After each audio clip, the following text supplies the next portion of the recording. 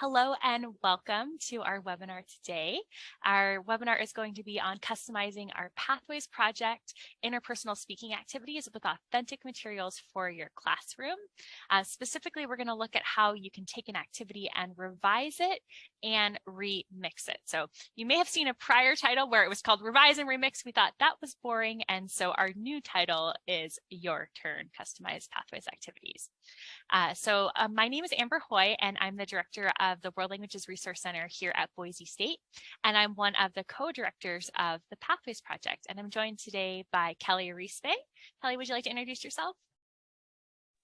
Absolutely. Hi, everyone. Welcome again. I am an associate professor of Spanish in the Department of World Languages, and I'm also the program coordinator for our French, German, and Spanish pre-service teachers.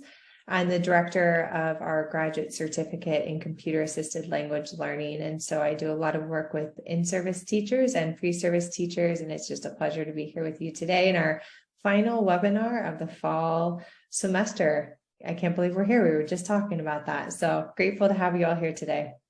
I know it's so hard to believe that it's already November. I'm sure most of you probably feel that way. And then we are joined by our awesome moderator, Shannon Smith. She is our Open Educational Resources Librarian at the Albertsons Library. Shannon, do you want to say hi and introduce yourself? Yeah, hi everybody. It's been such a pleasure to join you all for the webinars this semester and learn about your work a little bit more. And so I'm happy to be here today. Thank you, Shannon. So before we begin, if you are new to the Pathways Project, we thought it would be helpful to tell you a little bit about who we are. So our project got started in 2018, and it really got started because we have conversation labs at Boise State where our 100, 200, and 300 level students come for about 30 minutes a week, and they practice their language skills with a native, advanced, or heritage speaker. And we created all of these really fun activities to get our students talking and thought, you know, what if we started to share these with other teachers? And that's kind of was the impetus for our project. So we are a collaborative community of over 350 teachers, K through 12 teachers, university instructors, students, and staff. And our website contains more than 800 ancillary activities. And we also have 3 interactive press books. Today, we're going to be mostly working with the 800 activities, and we're going to show you how to get in there and find an activity, and more importantly, how to really customize it and localize it for your classroom. Last year, we received at the beginning of this year, last year, we received a digital humanities grant from the NEH, which is the National Endowment for the Humanities.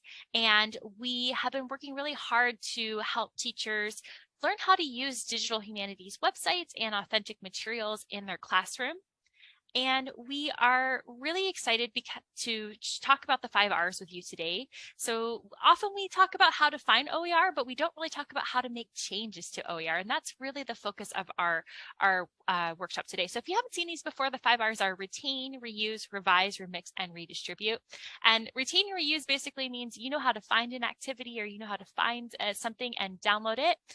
But revise and remix are maybe a little bit more involved. And so that's what we're going to spend the bulk of today's webinar discussing. And then last but not least, we'll show you how to share back your work. And that's something we'll hope that you'll consider doing as well.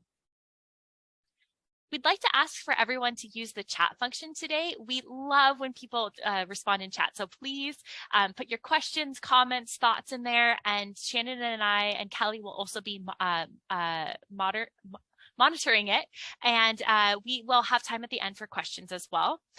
If we don't answer our questions, we will today we'll do our best to follow up in one of our Pathway Posts newsletters. And last but not least, here are our learning outcomes. We want to help you to be able to find Pathways activities, to be able to understand what is in a Pathways activity. And then the 2 things that we're really going to hone in on today are how to revise and remix them with authentic materials and authentic tasks. And then also what tools are available for you to do this work. And we're going to leave you with a really great resource hub that you'll be able to go through and do everything that Kelly is going to show you today. And we also will make sure that we share out these slides as well. I know that's a question that we often get, so don't worry. We will share these out with you, and they have all of the links for the different things that Kelly is going to highlight. And with that, I am going to go ahead and pass it off to Kelly. But let me just show you the outline for today's session. So we're going to start with the end in mind, and Kelly is going to show us a fully revised and remixed activity from a middle school French teacher. Her name's Sharon Westbrook, and Kelly will tell you a little bit more about her. And then we're going to give you a demo and walk you through step by step how you might take an activity from the Pathways Project repository and revise and remix it to fit the needs of your particular students in your classroom. And then last but not least, like I mentioned, we're going to give you the tools to be able to do this on your own. All right, and I'll go ahead and stop sharing, Kelly, so you can share.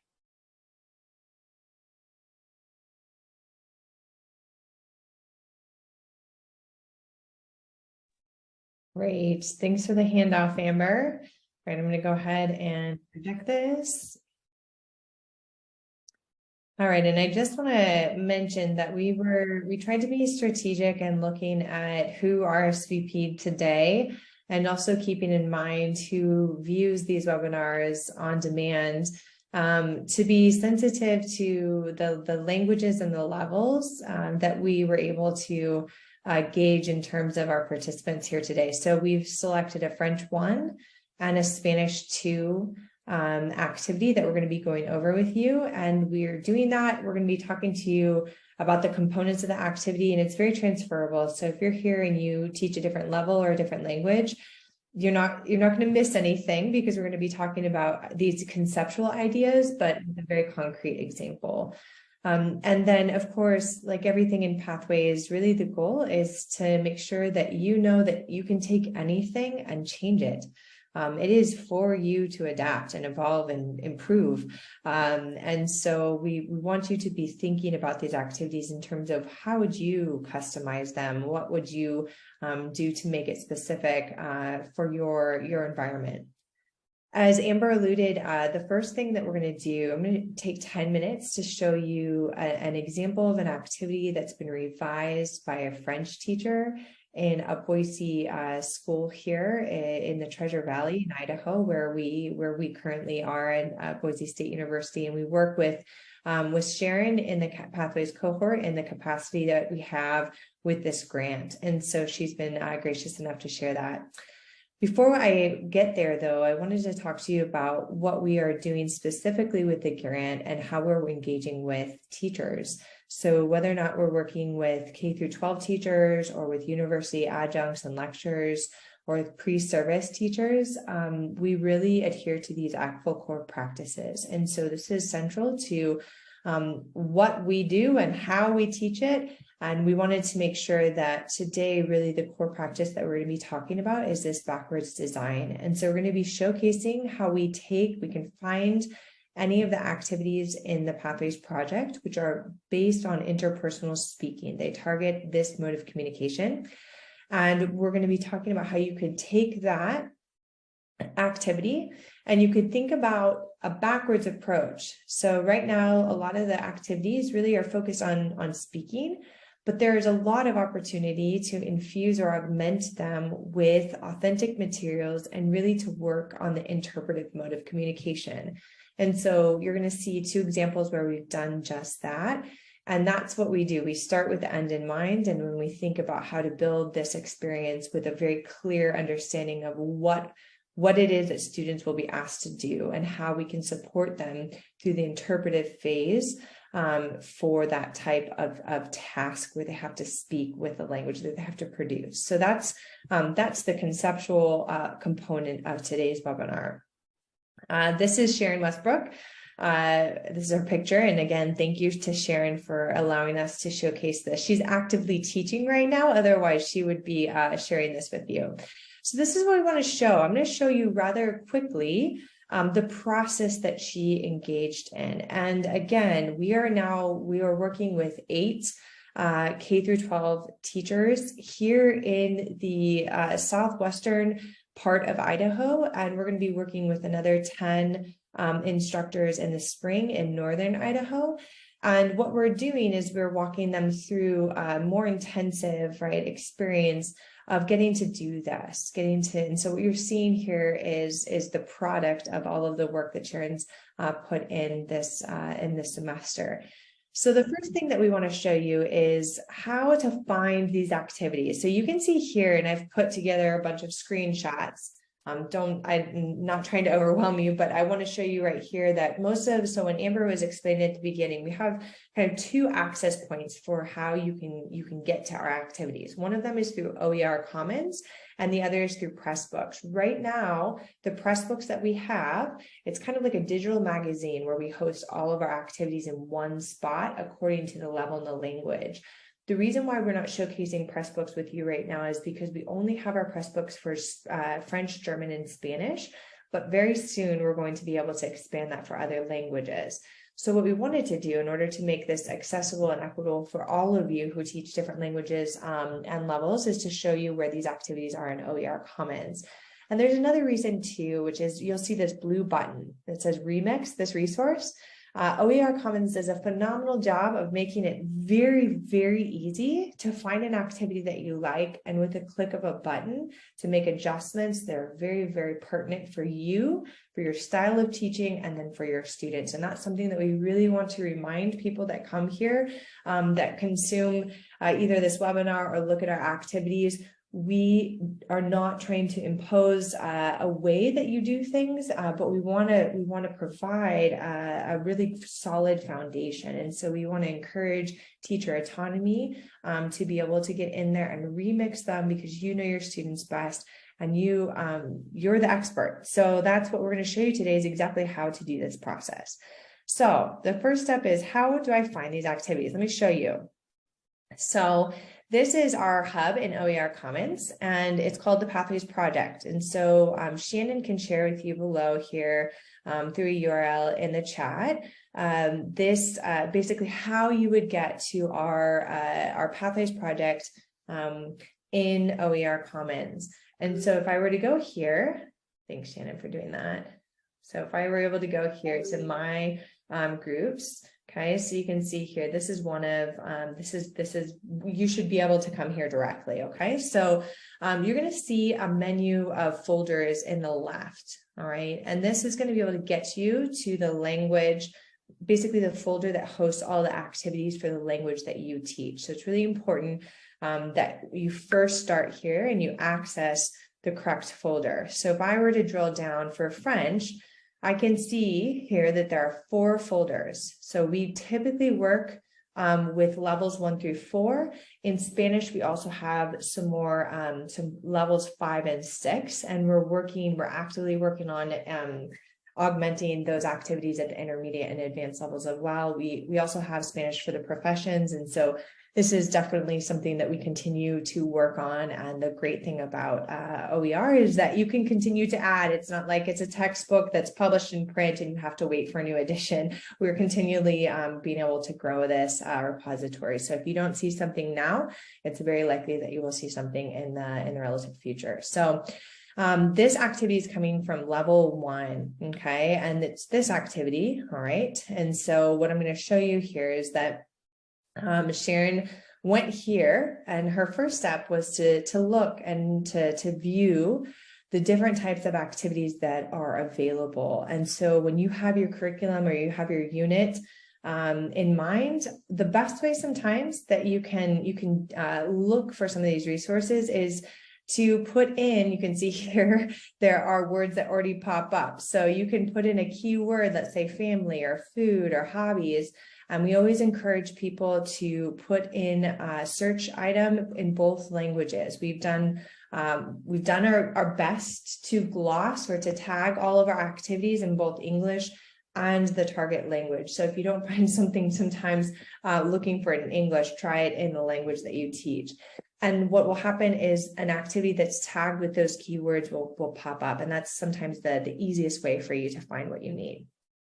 All right, so Sharon did that, and she thought, I need an activity that helps me get students talking and using French specific to salutations or greetings, which is often one of the first activities that you find at a level 1 for any of our languages. But when she opened it, one of the things that she saw, and you can see this here below, it's the yellow part that I have cut from her revision worksheet, which I'm going to show you in just a second. but I wanted to show you that this was the task for her. So as Amber, she did a great job of orienting you to how we started. How did the Pathways Project, right? What was the catalyst for this?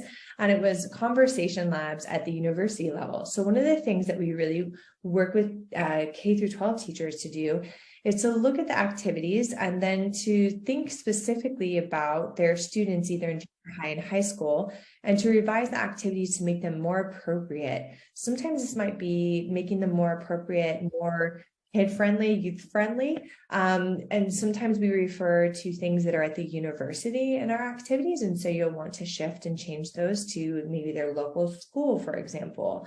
We are pretty appropriate in the content that we use. I don't think you need to worry about anything being profane or anything of this nature, but of course, we really know that learning happens when students feel safe and they feel identified in the ways that they're seeing, right, either the task or images. And so really OER is very much so centered in issues of social justice. And so one of the things that we get really excited about, as you might imagine, is thinking about traditional textbooks and what students might have always seen in terms of Francophone culture or Spanish culture, and trying to expand by providing images and access to language, linguistic varieties, right? Different accents, or Spanish or French from different parts of the world. And so hopefully you'll see that infused in our activities. And if that's something that gets you excited, this is definitely something that is very welcome in the ways that you might revise an activity.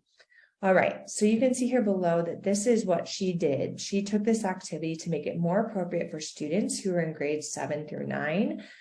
She changed some of the can-do statements to make those align to those goals. And then she also changed some of the vocabulary and then the instructions. And then this is really important. She took some strides to make more glossing and simplifying some of the language that was used, recognizing that these are junior high students. And so this is one of the ways that she is customizing it specifically to her students. Now, you might say, okay, well, how do you revise? what do I just get on there? And let's look. So if I were to, this is the activity she revised. Do I just like hit you would first go to the view the resource. Do I just hit the revise button up here? Like, I don't know what I'm doing. Don't worry.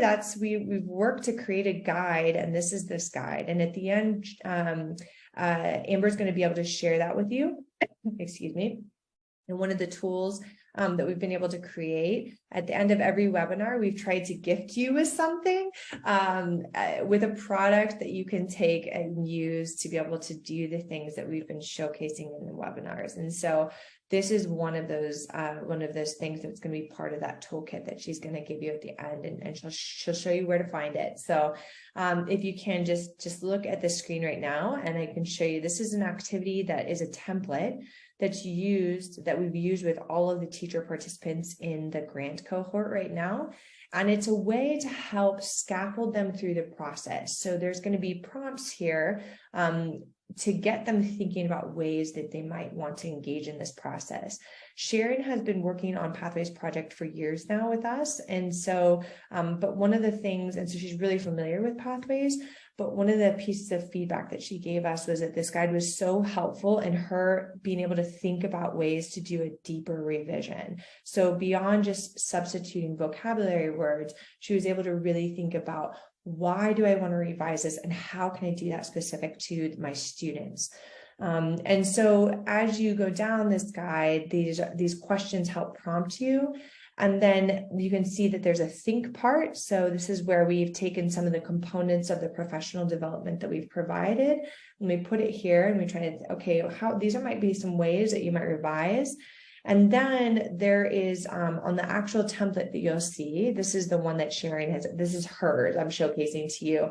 But in the one that you'll see, these are blank. And so you can imagine, if you're coming to an activity, you could ask yourself, okay, the can-do statements, do I like them? Do I want to keep them, or do I want to revise them? And so this is an example of what Sharon did. I'm not going to take the time to go through all of this, but she came through here and she really thought through, what components do I want to keep? And if I want to change them, how am I going to change them? And so this was a scaffolding tool for her to do that. Now, remember, the conceptual framework for today is backward design, that core practice from ACTFL. And so in addition to revising the interpersonal speaking activity, the teachers that we've been working with, we've been trying to coach them through remixing. Now, remixing means that in addition to just to making some changes to the activity, you also layer in other OER elements and you combine them and you repurpose something to make something new.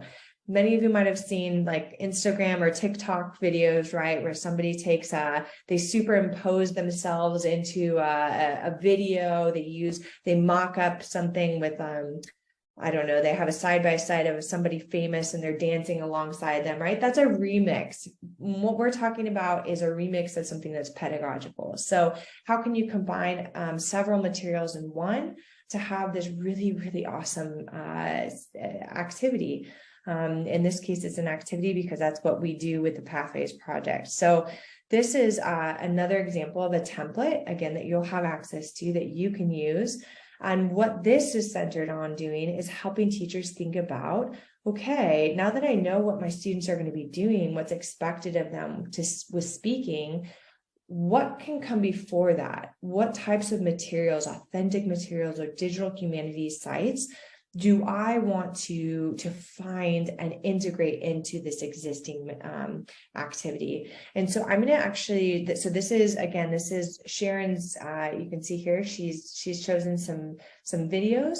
And the way that we are coaching teachers to think about this is through a scope and sequence that's really familiar to all of us. When we think about helping students through literacy of specifically to the interpretive mode of communication, these pre-activities help get them ready for being able to watch the video. During activities, help guide them, our students, to be able to make it comprehensible. And then post activities help them reflect on what they've either seen, read, or seen, read, viewed, listened to, et cetera, anything related to a text. And so this is, again, this is a guide that can help teachers do that and think through this strategically. So this is the activity that, this is the slide deck that Sharon's going to eventually share back to the Pathways OER Commons. So what you're going to see here, and you can actually see it. Do you see this, this black? Can you give me a thumbs up if you see this? I'm going to make sure, if you don't mind. And then that way I'll know that people are tracking.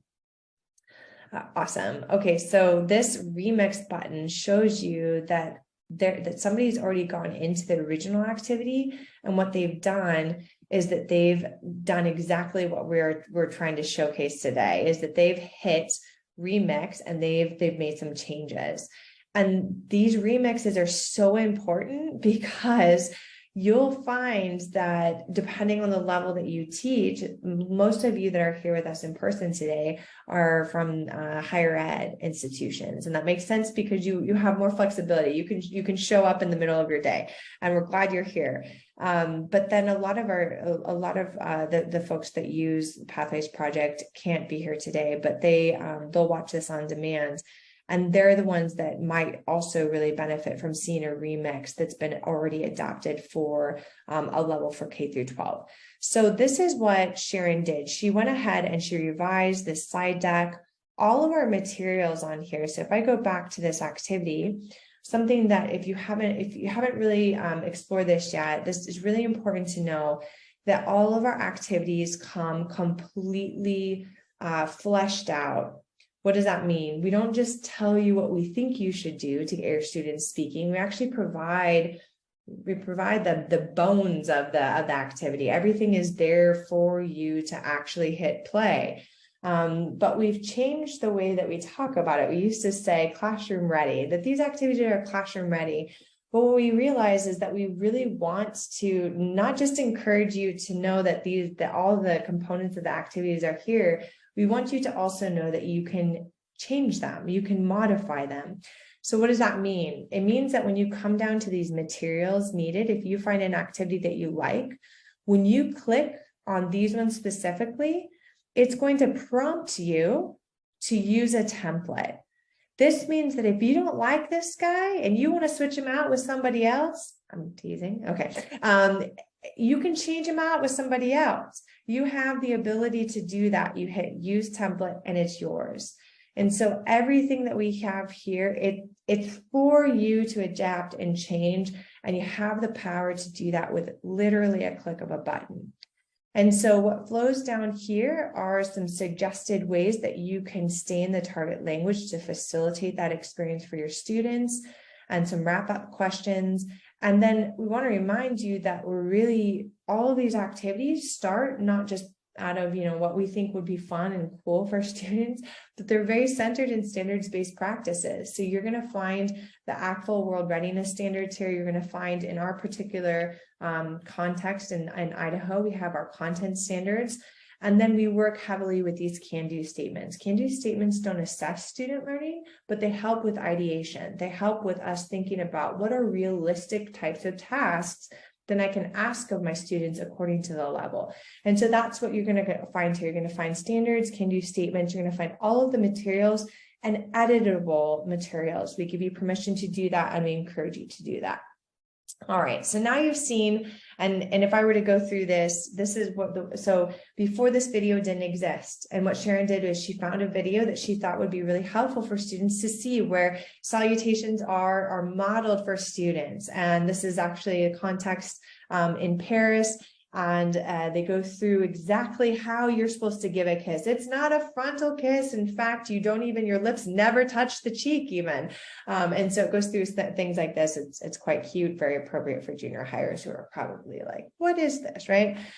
This is a graphic organizer that she would give to her students. This is a Hershey's Kiss, right? And students can write down ideas, things that what are the ingredients for giving a proper salutation inside this kiss as they watch this video. And so that's one of the ways that she's going to scaffold their understanding. The other ways that she's infused and enhanced this activity is to provide a lot of layer connected to culture, which is one of the things that we would love to partner with you to improve. Our activities are really centered on getting students to speak and a lot of student engagement. But one of the ways that we know that we can grow is by providing more authentic materials. And when we do that, we automatically have an opportunity to target intercultural competence. And so this is one of those beautiful examples where she's showing that there's actually a lot of diversity in the ways that people greet one another in France. And so she guides students through that. And it's a lot of fun, et cetera, et cetera. And so there are a lot more elements to these activities. And what you have now is this really great, robust slide deck that any French teacher can use at the junior high or at the college level, junior high, high school or college level related to French 1 and greetings. All right, so now that we've shown you an example, a very quick example of a French 1 activity, I'm going to show you in this next one a demo that I've been working related to Spanish and for Spanish 2.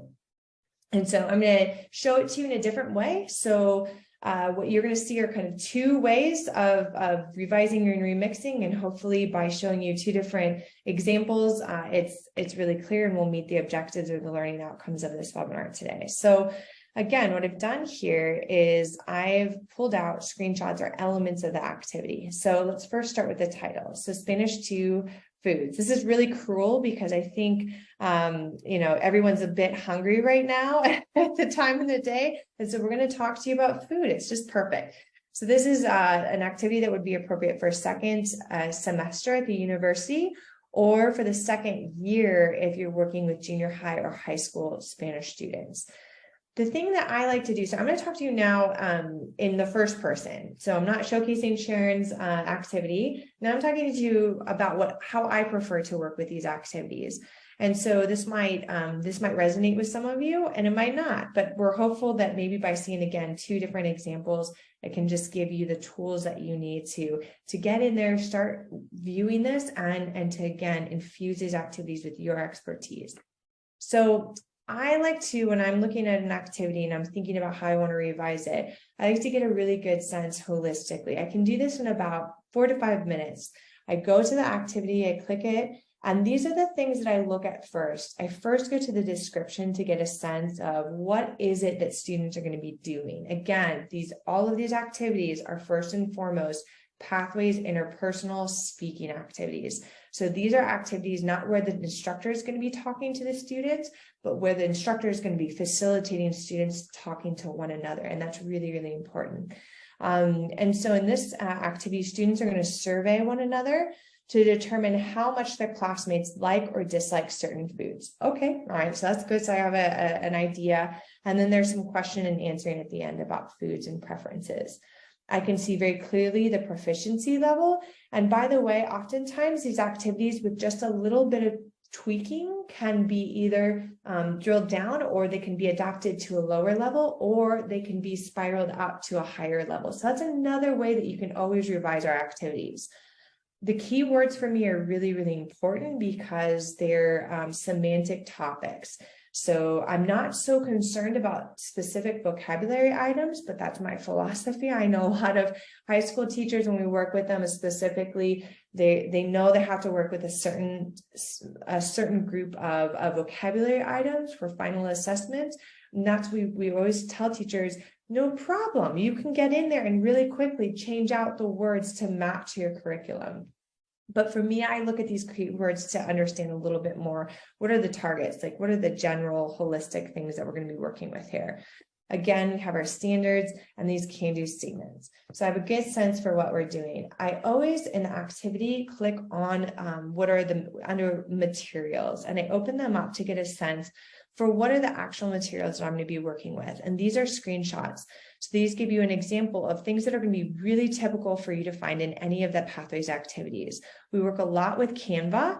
And if you're not familiar with Canva, it is a phenomenal resource, and it's free for educators. So if you haven't used Canva before, you're going to need to, the first time that you access our activities, simply create a free account. Once you do that, then you can easily click on and adapt any of our activities. Amber, correct me if I'm wrong there. I can see, am I right? Okay. Mm-hmm. Okay. And in fact, you can actually, Canva recently changed it, so you can actually get in there and edit any of these. But if you want to save the work, or if you want to like make a copy and things like that, it really is beneficial to create an account. So you can play, but make an account so that you can save your work.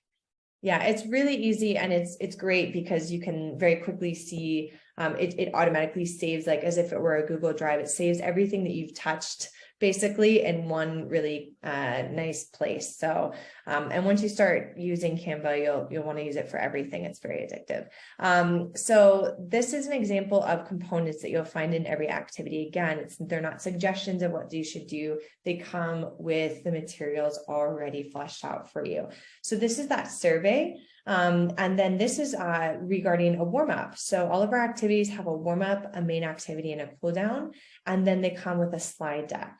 Sometimes the slide deck looks a little bit skeletal. So you might get in there and you go, oh, okay, there's only 10 slides here. That's because the slide deck is helping connect students to these other components that are the bulk of the activity. So make sure you open up all of the materials. It's really important. And most of our activities take about 30 minutes in a college classroom, but with working with our high school teachers, our K through 12 teachers, we found that they often can take an entire class period of 45 minutes to an hour. So it really just depends. You'll be able to look at them and gauge how much time it'll take. And you can, of course, divide them up over 2 days. That's not a problem either. All right, so I'm going to show you basically what I did. How did I revise the original activity to make it more authentic? And I'll tell you about, or I'll show you what I mean by that. And then how did I engage that backwards design model to include a whole host of activities centered on the interpretive mode. So if anything today, if you teach Spanish, you'll be able to come away with a pretty robust slide deck full of both interpretive and interpersonal activities for you. So this is the template that I used, right, to help facilitate how I was going to revise the activity. And these were the templates, and this is the guide. I'm going to share this with you at the end. That I used to think about the ways that I was going to include authentic materials and create those interpretive activities. All right, so my main two objectives, after looking holistically at the activities and then having the guides that help scaffold the process, I wanted to improve the task, the interpersonal speaking task, which was a survey where students were talking about their preferences related to food ingredients. I wanted to make that more contextualized. Okay, and so I'm going to show you on the next slide, what do I mean by that? But I wanted to give them a real life scenario. So it doesn't mean that it's not a task. All of our activities are task-based. There's a clear objective that students have to complete, right? They're not just memorizing or rehearsing vocabulary. They have to do something. But a lot of our activities have an opportunity to be further contextualized in an authentic scenario, right? And so if some of you have worked with the with the integrated performance assessment, you'll know what I'm talking about. So this is the authentic task here is that they're going to have to plan a dinner with their friends. And that's where the ingredients are going to become really important, okay? And then the interpretive mode, the layers here that I've added is specifically related to working with a supermarket and to be able to understand some elements about a Spanish supermarket, particularly. So working with culture there too. So this is the description, and I'm going to read this to you so that you understand how I've revised and remixed this activity. So students are going to imagine that they're sharing an apartment in León. Okay, León is actually where I currently live. I'm on a research sabbatical, and so for me, it was really fun to think about this because I go shopping all the time here. And I thought that it would be fun to be able to create an activity that shared a little bit of that. So students are living in a flat in this beautiful city, and they need to do some grocery shopping to plan for a dinner on Sunday. Now, and they're going to actually invite you, their teacher, to attend, and you'll see why. There's an exit ticket activity where they have to send a WhatsApp message to their teacher with the details of where this dinner is going to take place and at what time. Okay, so that's the end. But what this is going to do is that the interpretive cycle, which is the first, right? This is what we would think of a comprehensible input part, right? They're going to see, listen, and view ads and a website that showcases a Spanish supermarket here. And it's really important that they do this on Saturday in preparation for the dinner on Sunday, because supermarkets in Spain are closed on Sunday. They cannot shop for food on Sunday. And so this is one of those elements where by working with authentic materials, I have an opportunity to talk about something, a perspective, right? I'm talking about a practice, which is to shop anytime from Monday through Saturday, that gets at a larger perspective about what we should be doing with our time on Sunday. In Spain on Sundays, it's with a family, right? It's a day where people are eating a meal with family, and everybody does the work on the Saturday, the shopping on the Saturday. All right, and so this is okay. So then they have a pre, during, and post activities to help guide them through that ad and that exploration on the web. And then once they do that, then students now are really prepared to go into the productive cycles, which is that interpersonal speaking. But now I've added another layer of presentational writing and interpersonal writing through a WhatsApp message. So really, we're working with all the modes of communication in this one activity. And that's what's really fun about starting with this as a base, is that once you have a really solid activity, right, I was able to see, this is what we're doing, and now I can add this and that and that. It's a lot easier than starting from scratch, from zero. Okay, so then students have to determine so they're going to do a survey, and they're going to have to determine how much their classmates like or dislike certain foods, and then working with groups that are supposed to simulate their flatmates, they create a grocery list. Now you might think, a grocery list, that's super easy. Yeah, it is. And it's really appropriate for this level. They have to create a grocery list of categories.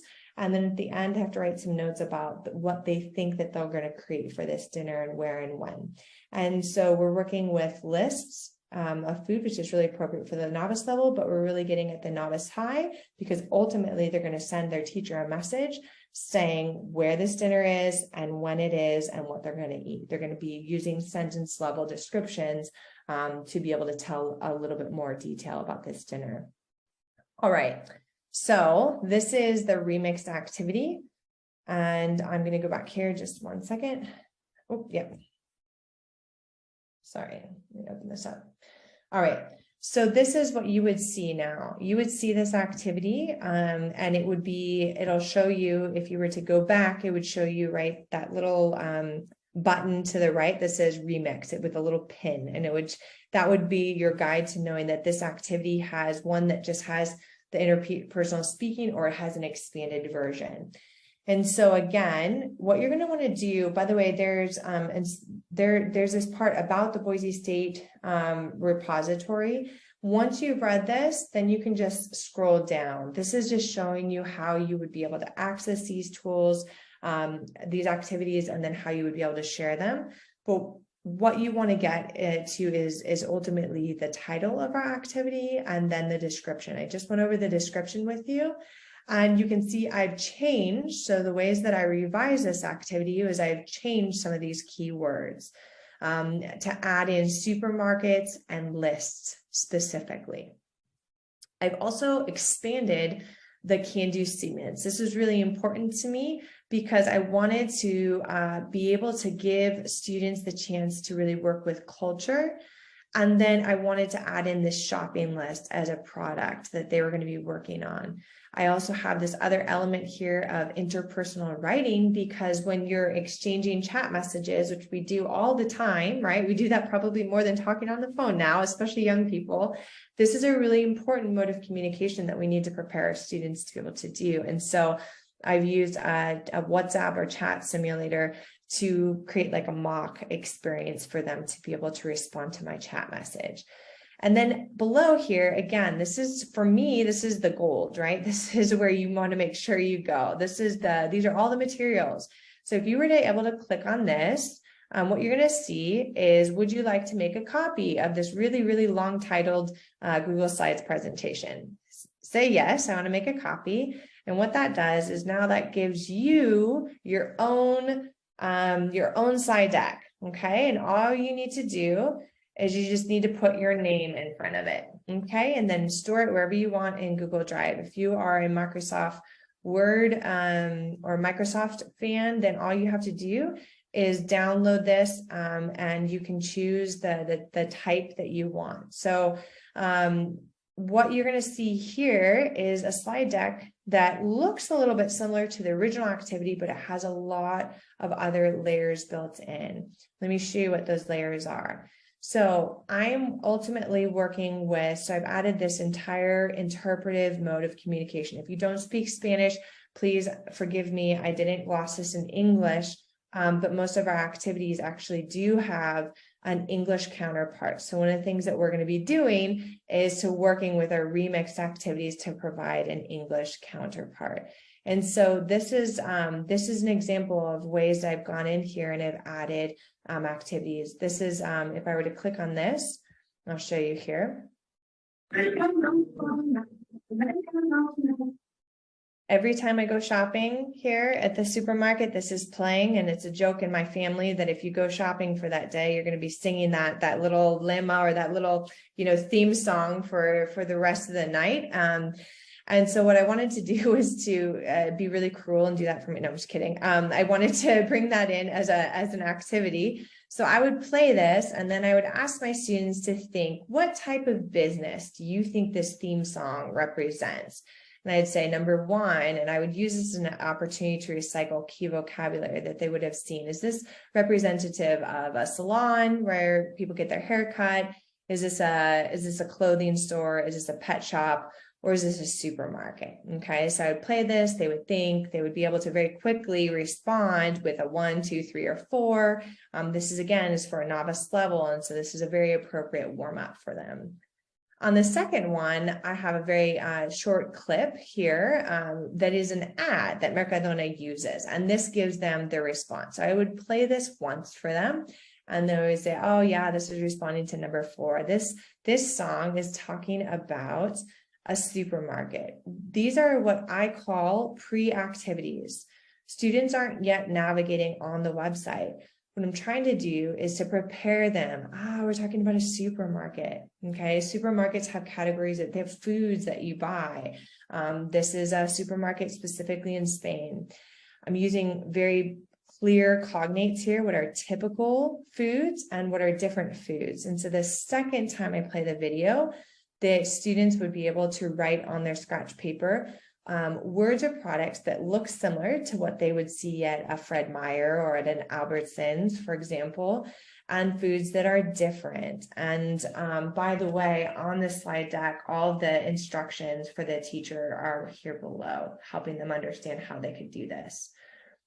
I chose to put the can-do statements after so that I didn't give it away, because the can-do statements tell you right here clearly that we're going to be working on grocery shopping. So for me, I needed to revise this a little bit in terms of order. So I put this after we did the pre-activities.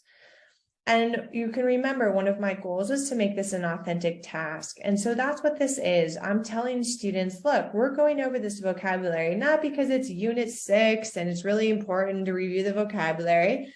No, because someday you might be living in Leon, Spain with 3 of your best friends, and you're going to create this awesome dinner. And you guys need to actually figure out what food you like, and you need to come up with a plan to go grocery shopping. So we're practicing something that is real and authentic, and students have a little bit more buy-in there.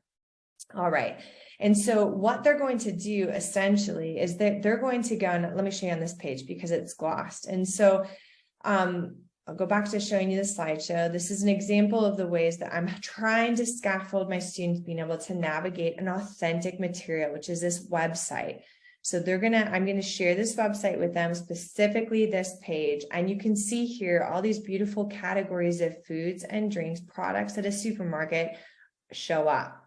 And when they click on them, they see different ads with pictures and words that pertain to this category. And so this is a graphic organizer that is very simple, that again gives you the very quickly, you can just make a copy.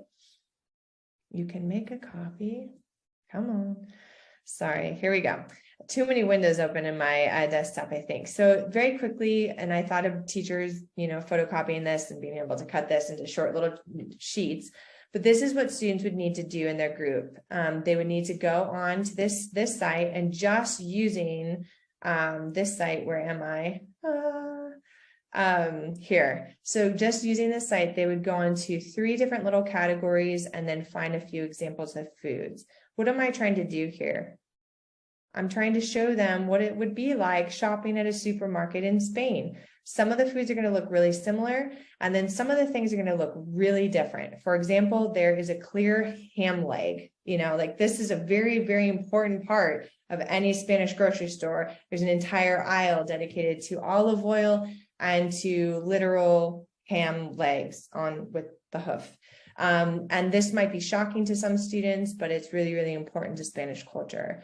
And so this is one of the ways that we get deeper into cultural products, practices, and perspectives, because we start with something that's authentic to the culture.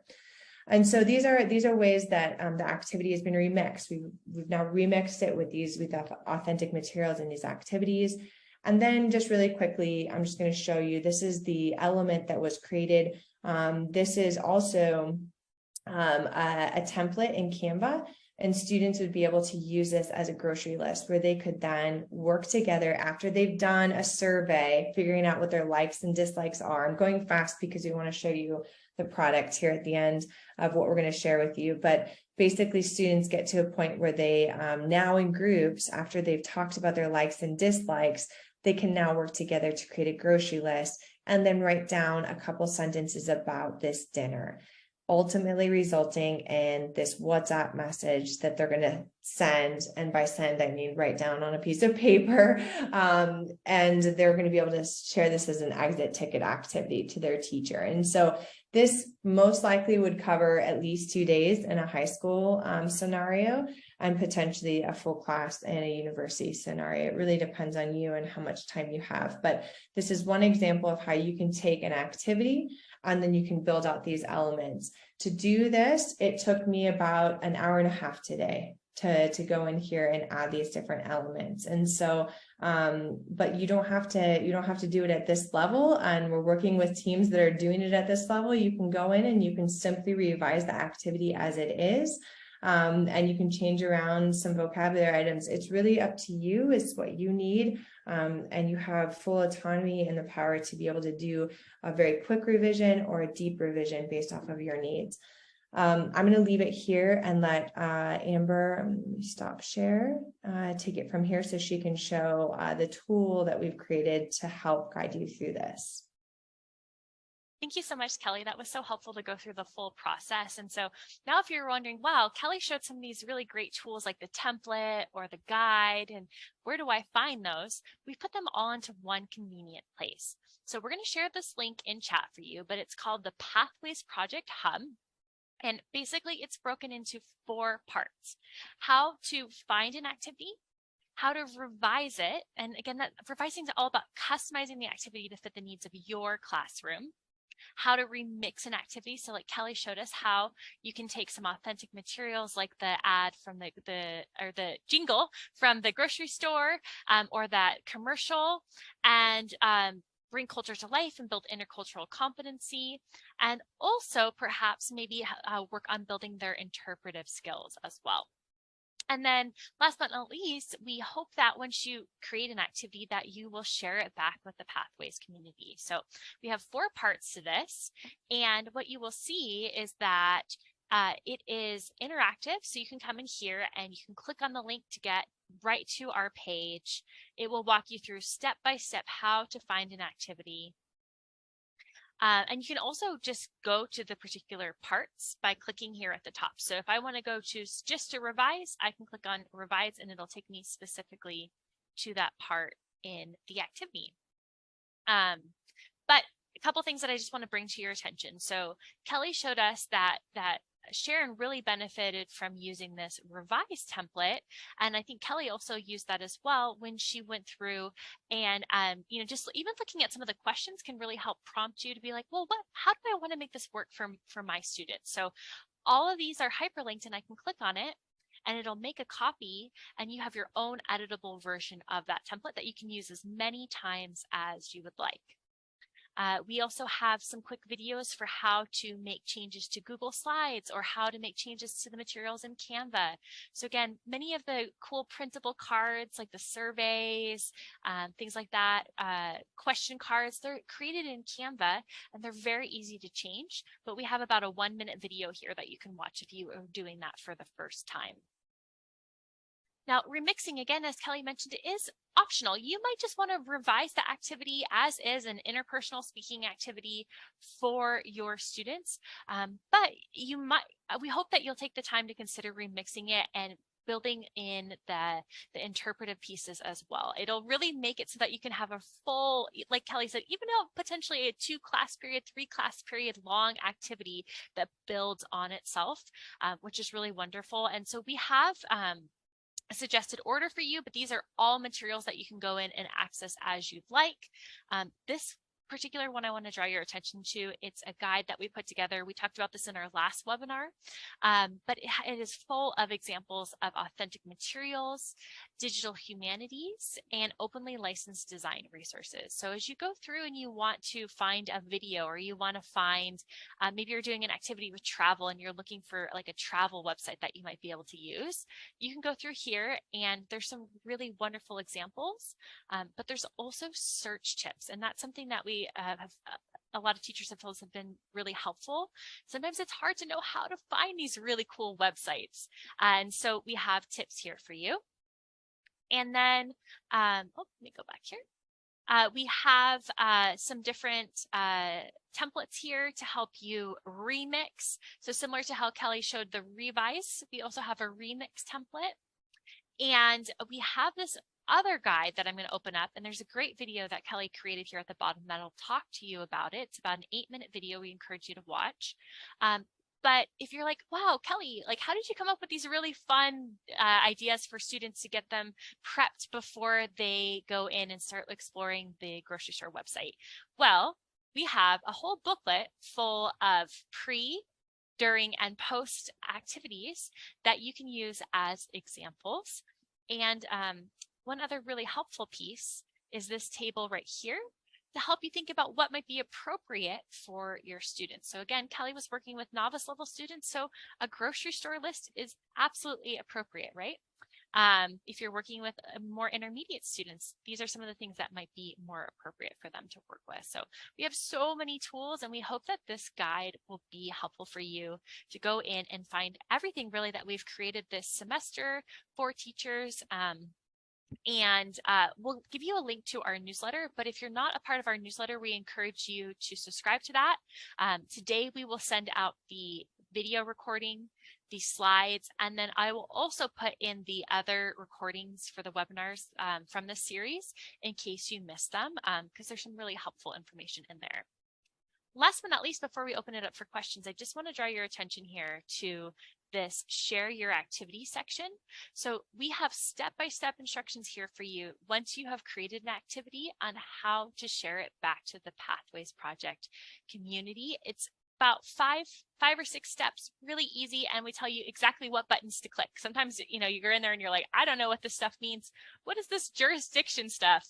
We have everything that you need to click in here, and how to save it to the group so that other teachers can use it. So this is a fantastic resource. We're going to continue to add to this page as we create additional things, but I hope that will help you to go through the 4 steps that we discussed today: how to find an activity, revise an activity, remix, and finally share your activity.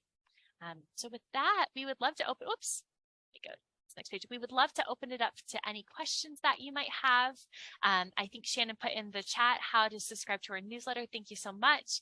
And we really appreciate you taking the time to listen in today, and hopefully it gave you some ideas on how you might go in and revise our activities and remix them to meet the needs of your students.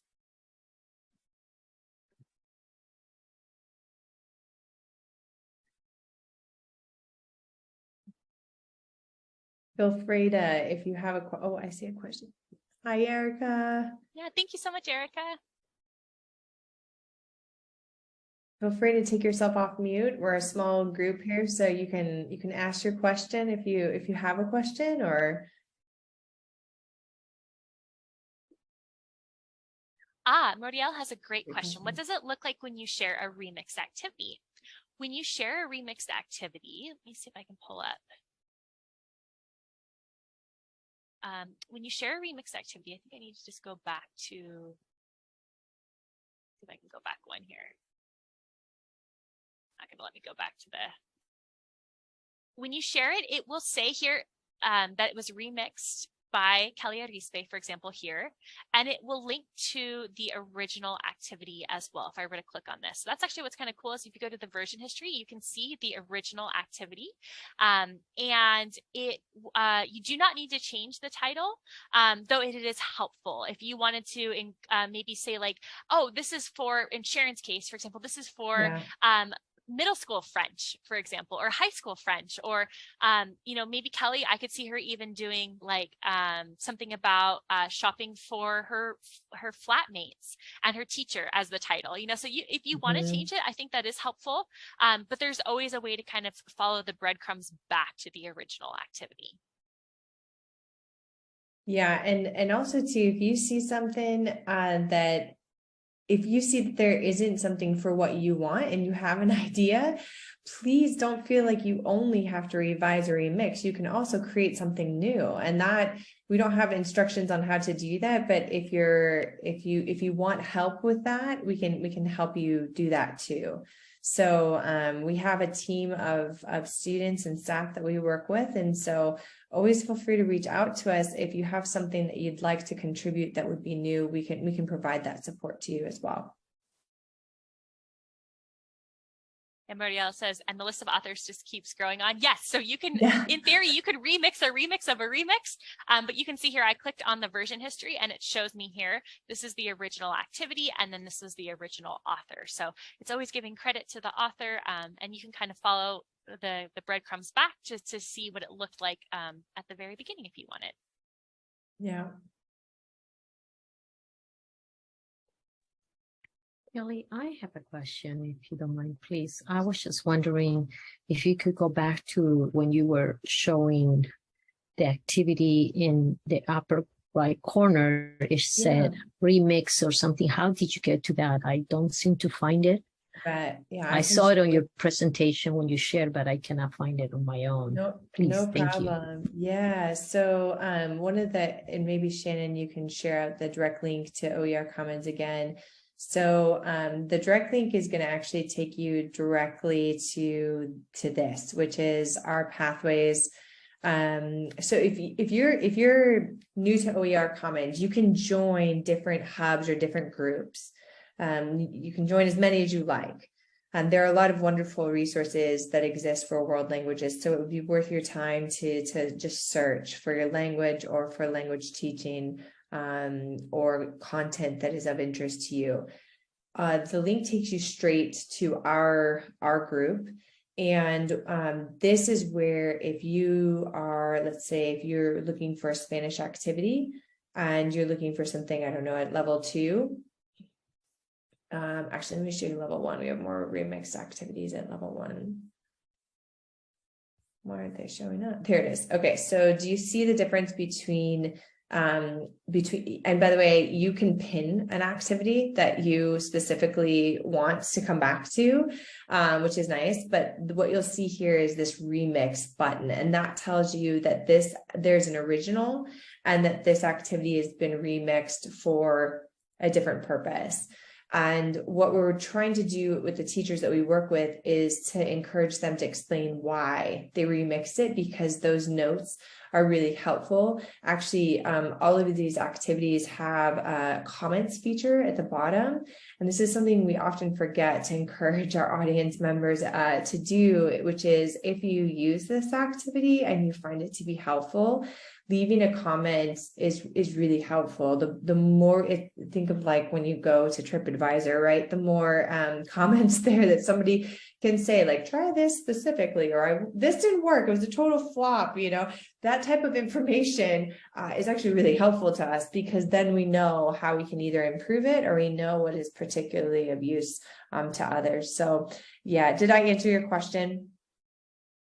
And so I think the yes, thank you.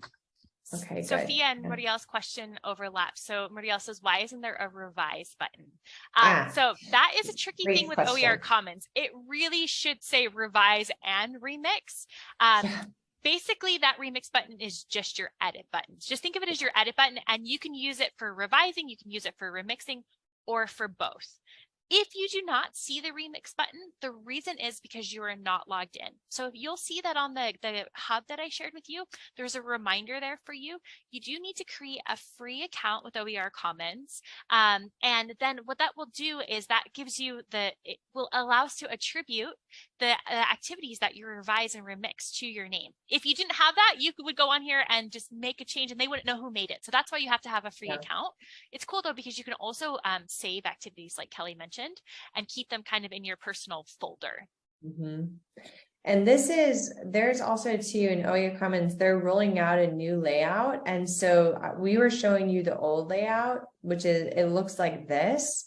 And so you can very clearly see the remix button. And the new layout, Amber, remind me where I would go. It's right here. Yes, it's right there. It's right here. It's these, and so it's not, that's why I tend to click on the old layout, because it's a little bit easier for me to see. And so this is one of our first activities for Spanish, which is fun. It's a bingo, but yeah, it's a phenomenal question.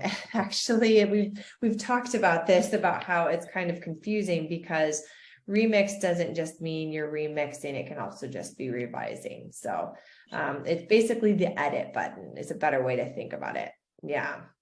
Yeah, and I guess I would say too, like, those aren't mutually exclusive terms, because if you're remixing two things, you are actually revising both of them. So I think it might help to think of that as synonymous almost, rather than that you're missing a distinction, because I don't think you are. Yeah, and the ways that the reason why we teach it kind of in separated buckets is particularly so we can take advantage of remixing authentic materials, because from a content perspective, that's really important to us in world languages. And so that's how we're teaching it. Oftentimes teachers think of revision as like editing, specifically grammar, vocabulary. And we really are using remix as a way to say, okay, and then also how can you infuse these activities with more culture, with more authentic materials? Right. And so that's how we're using it. But yeah. And see, I would use it to often take like two types of OER and put them together into a new one. And that's equally another way to use these terms. So yeah. It's a good as we always say, it's a matter of semantics, but it depends, right? Yeah, that remix button is analogous to that editable version where you get to go in there and change things up. So yeah, and just as a reminder, nothing that you do in a remix will ever harm or hurt our original activity. So it's get in there, mess around, have fun, try things out. The original will always stay. So you won't hurt us in any way. And we hope more teachers feel like they can get in there and start changing things around. We would love to see that. So, and one great question that we got real quick from chat was just to follow up on that was, can you save it? And like, do you have to publish it right away? And there is an option to just save it, and you can keep working on it as a draft and then publish it when you are ready. So that is also nice if you want to come back. And once you publish something, you can go back and make changes. That's a beautiful thing about OER is that it's not static. You can go in and come back and make changes to it. So yeah, awesome. We're a little bit over time. Thank you everyone for your engagement, for your questions. Yeah, I'm glad to hear it's informative. I know that it's a lot of information at the same time. So we promise that we will very quickly here get you this video so you can go back and review it. And I think while those of you are here with us who are particularly in the higher ed realm, we really want to encourage you to feel free to share this with your either your TAs or other adjunct faculty, lecture faculty, tenure track faculty, all the people that you think might benefit from these tools and resources. We hope that what we've shared today can also be standalone, meaning that they could access this and have a meaningful experience asynchronously as well. So thank you so much. Great to see you all here. And Cheryl asked a question if we'll be at ACTFL, and we will this year. Amber and I did a presentation that was on demand, so you can watch that asynchronously, and knock on wood, hopefully, if accepted for the following year, we'll be able to see those of you that attend in person in Chicago, I think. And so, all right, we'll let everybody off. Thanks so much for your time. Have a wonderful rest of your day. Take care. Thank you. Bye-bye. Thank you.